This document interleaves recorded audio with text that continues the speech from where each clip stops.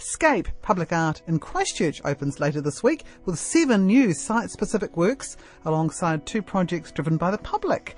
Rob Garrett's the man in charge, curating the event from Poland, where he's based these days. This year's event is subtitled New Intimacies, and examining the way public art builds connections between people and places. This has heightened meaning in Christchurch, where places have changed their appearance so dramatically since the earthquakes of 2010 and 11.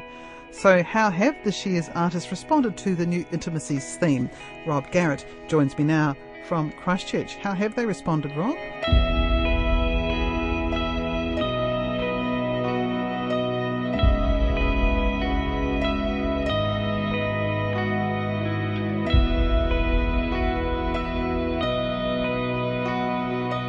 One of the challenges with Christchurch since the earthquakes has been that the central city has been changed from an urban environment almost into a landscape. But the grid in the former days was pretty insistent about what you got to see. And so standing in the middle of the city and seeing the Port Hills for the first time was a new experience. And so when commissioning artists for Scape 8, I was looking for some artists who would produce very visually strong sculptures that would act as navigation points for people who were trying to reconnect with the city. Judy Miller's Call Me Snake is one of those. It's scaled at 9 metres and it's high colour and bright white against the patina of the city, and the green spaces and the dark grey of concrete will stand out for people as they walk around the city. It's one of those that should be seen diagonally across city blocks, not just down the grid of streets and avenues that is characteristic of the old Christchurch. It's an exciting innovation for her and a departure for her that also carries with it something of the nature of a pop-up book, as she's been working on a children's book in the past 2 years. And this sense of playful architecture of cut-out cardboard and paper in the midst of a city that is still rebuilding itself, that has many temporary structures and many open spaces, is quite fitting for Christchurch in 2015. I approached it with as much openness and joy as I could. It's a generous piece. I hope that people can have their imaginations opened up, that can take pleasure, can laugh maybe. It's a piece to be playful with in your head. It's a very playful piece, so I'm hoping people can just approach it very openly and enjoy it. Melbourne artist Peter Atkins has responded to something that was characteristic of the central city in Christchurch as people tried to drive and walk around a city partly being demolished and partly being rebuilt.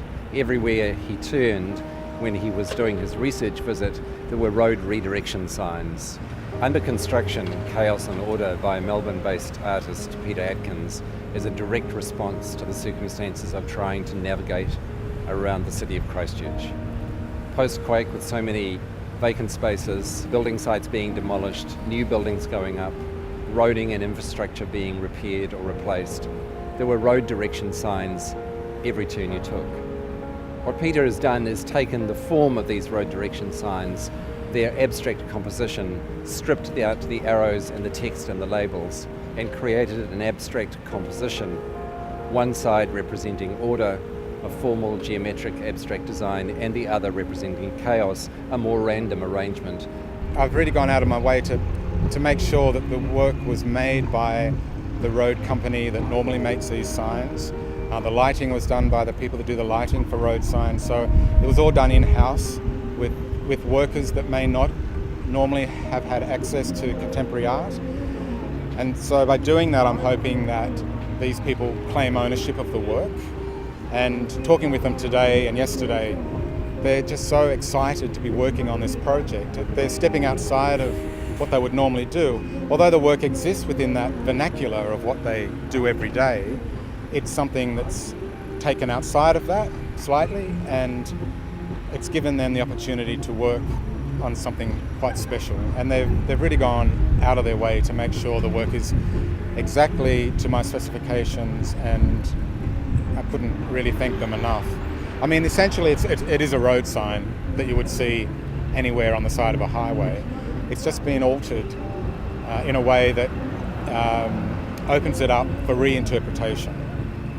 Anthony Gormley's site-specific response to Christchurch at this moment was to create two identical figures from his polyhydra series, one standing here in the river and one which will be placed in the art centre when it is restored early in 2016. What struck Anthony Gormley in our conversations was the fact that Christchurch green spaces, the river, the parks and the trees, seemed to be relatively unscathed through all the earthquakes, while the built environment had been severely damaged and traumatised, and the people as well. The contrast between these two sites is important. The architectural setting carries with it the memory of the trauma of the earthquake, and it's a heritage building that is also being restored. So it will carry also the memory of hope and optimism of a city able to rebuild itself. The river carries with it notions of continuity and the life force. But even in this river environment, there is a sense of the vulnerable and the fragile. As we look at global environmental issues, we find that it's not only tectonic forces, the forces that bring down buildings, but it's also environmental change that causes us to question what is our relationship to space, to the place we stand in. Pauline Rhodes is one of the senior pioneers of ephemeral site-specific installation art in New Zealand. Christchurch residents are acutely aware of water problems, and in fact in many ways it has become a water city, but it's not a romantic prospect. Pauline Rhodes has picked up on this with the materials that she's chosen in these mobile tangles. We have 3 commercial trailers used in the construction industry all around town, made by a local manufacturer. And we have this blue piping that is ubiquitous in the rebuilding of the water infrastructure of the city. Once Scape 8 is finished, the piping and the trailers will be used throughout the rebuild of Christchurch.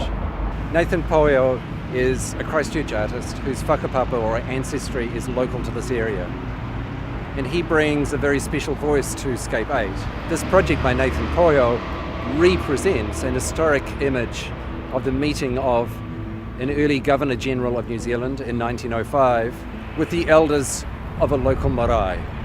And here we see the formal greeting and welcoming process being initiated as the elders of the marae are gathered on horseback to accompany the Governor General and his wife onto the marae for the meeting with the people.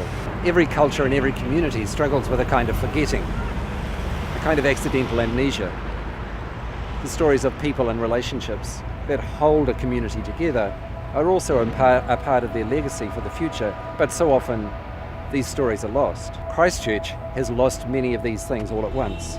In Christchurch, because of the trauma of the earthquakes, the sense of loss is cataclysmic.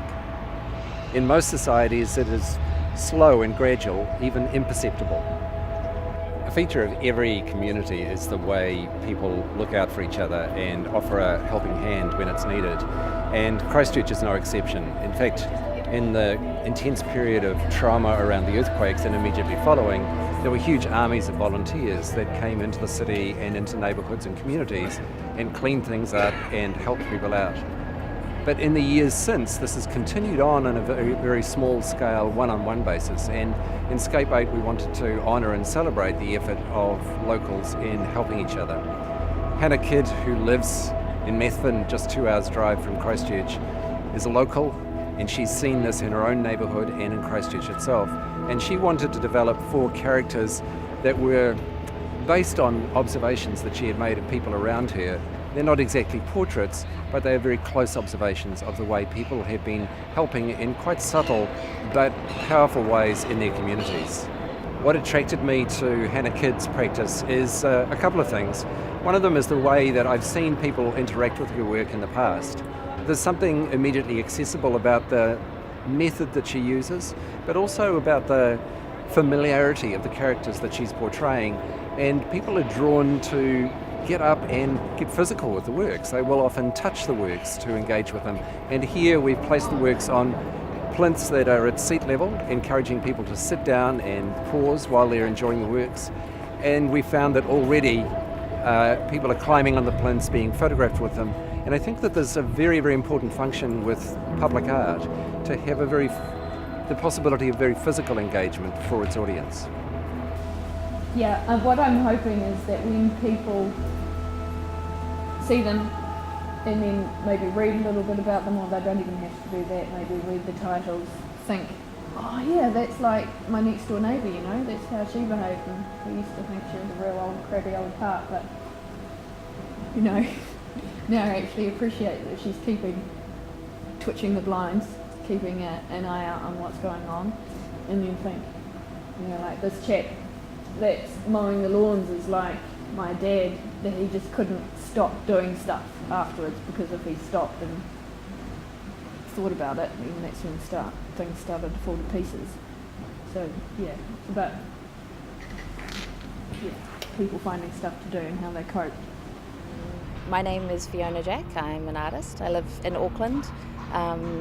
In my practice, I guess I'm a conceptualist in the sense that I start with ideas and then generally find the form that seems relevant or appropriate for that idea to manifest as an artwork. She has a lot of experience in collaborating with communities and drawing her artistic research from the interests, the concerns, the values and the stories that are based within the community of a particular site. This social dimension at the heart of Scape was very, very important. Through Fiona's research trips and conversations with locals, she discovered the strand she was interested in exploring was the origins of Christchurch in the Garden City concept. But today, the heart of the project is the procession of these banners along the Riverwalk, a procession involving all the communities that she engaged with and collaborated with, but it's a procession open to everyone. It's not a parade that is a parade for spectators, it's a parade for everybody to be a part of the parade, and it's pretty low-key. It's not a brass band type parade, it's a gentle walk along the river with these banners that I've made, and a very, very open invitation has gone out to the Christchurch community to join the parade, to bring along their own banners, to bring along plants, to dress up, to bring children, dogs, whatever people would like to do, and just be collectively in public space and to walk along together in a different way than we have a tradition of doing in New Zealand. We tend to get out in public to protest or for Santa parades. We don't necessarily have a tradition of parades that are sort of less directed, so that's what this is, yeah. And the final project is That Time You Helped. That Time You Helped, hashtag That Time You Helped, which is the People's Project. And this is an invitation to Christchurch people to honour, to thank people who have shown helpfulness, because this is something that is still going on, and this is part of the vibrant soft tissue that does exist already. The way people are looking out for each other and helping. So these images can be uploaded to Instagram or to Facebook, and they're aggregated and create an archive. So in a way, we're hoping through that we will also contribute to the future stories about Christchurch that honour its social fabric. So I thought that at this moment, a question that I had to answer was, the invitation's lovely, but actually is this a good moment for me to commission public art in Christchurch? And why might you do that? What can it contribute? It makes me feel quite excited when I think about that, because everything's new and there just feels like there's going to be a lot of opportunity for people that haven't, made something before, and for people to see it as well, because, it makes my heart feel good when I think about what public art there might be in Christchurch, because it's going to be quite inventive, I think. Well, it always has been, but yeah. Art is really the first thing that regenerates cities. It brings people in. The Anthony Gormley piece is a perfect example. I know a lot of money was spent on that, but it will repay itself over and over in the next decade or so. It'll draw people into the city to see the work, and it's so important, to the residents of the city to be able to connect not only to the works themselves, but the sites where the works are constructed. I think the place of art in Christchurch is, I don't think about it separately from my understanding of the place of art in life generally.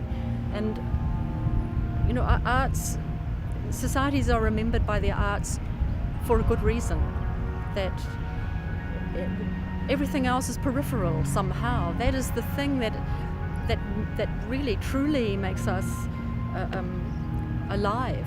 that makes us humans, that makes us